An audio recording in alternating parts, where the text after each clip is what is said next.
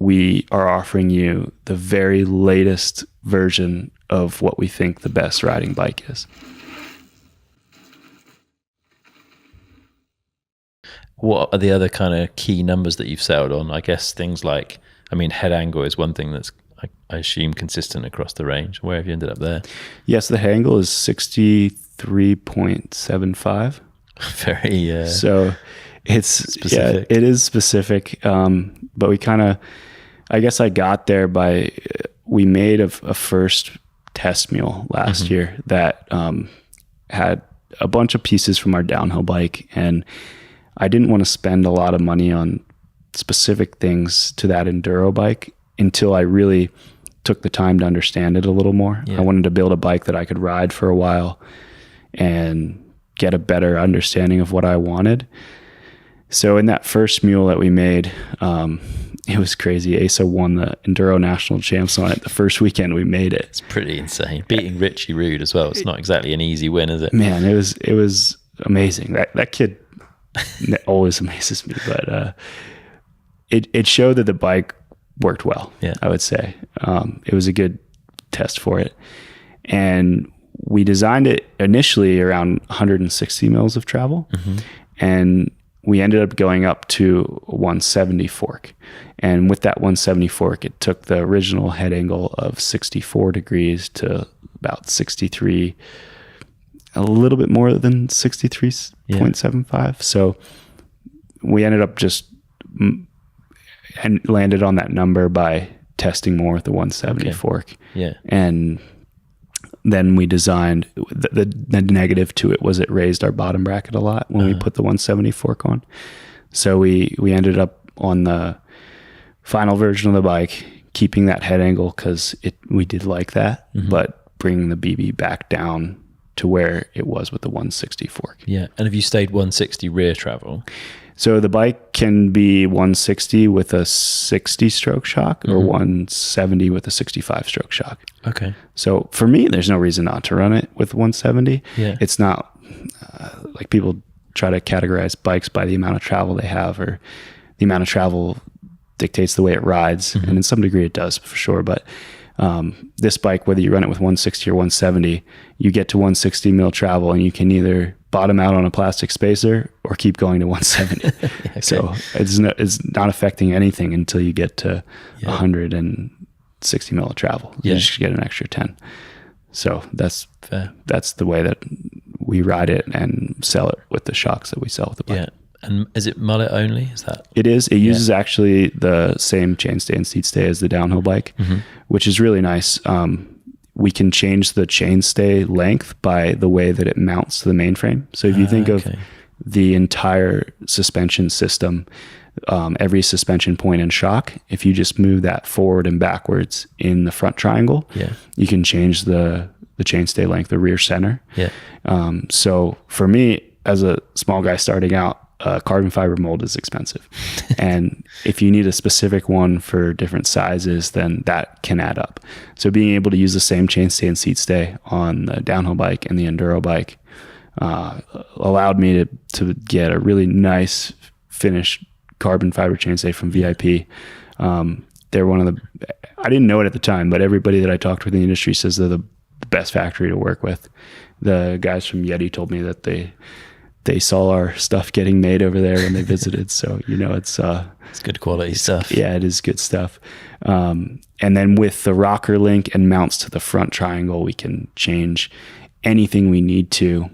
Like, we're not locking in we're not making any compromises by sharing the chainstay and seat stay. Like, it's a pretty neutral point of the bike, and we can just get a lot nicer part out of carbon fiber, reduce the unsprung weight. All the suspension pivots are in either CNC aluminum that's not heat treated or carbon fiber. So they're all super precise. Yeah. So it just makes the suspension way more accurate and move more freely than a welded and heat treated aluminum rear triangle would. Yeah. So how many sizes are you offering the bike in? We offer in 4 sizes. So small, medium, large, extra large. Yeah. The reach jumps are 4 440, 460, 480, 500. Okay. And then the chain stays jump in 5mm increments as well. Yeah. So why is no one else taking this approach? Or maybe they are and I've missed it, to like dealing with chainstay length but only having one part? I think other brands do for sure. Okay. Like Santa Cruz will use one unified rear triangle and use the mount to the front triangle and maybe link as well. Okay. Depending on the size. Yeah. But I think it's actually a pretty common thing. Okay. I just totally missed industry. That. Yeah. And honestly, it's like to be more efficient with less pieces and save money. Yeah, totally. Makes heaps of sense. And with us doing the front triangles out of aluminum, it's really the multiple molds that costs a lot. So to do a front triangle mold with a downhill bike and an enduro bike for me with 4 different sizes, that's then 8 molds. Whereas I can have one of each chainstay and seat stay and cover all those bikes. And yeah, apples to apples, I do think that carbon's probably a better material choice in every way you can measure it.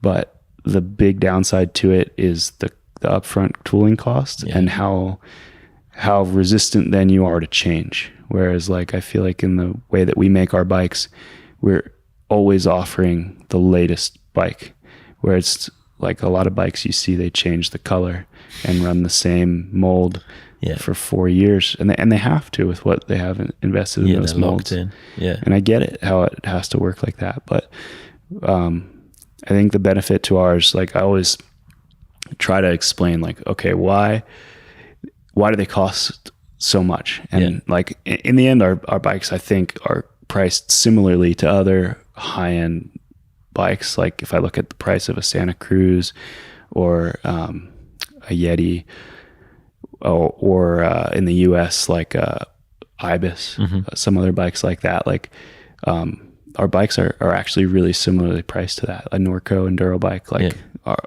our frames are like right in the same price. So they're not it's not like I'm asking them to jump from a Honda Civic to a Ferrari.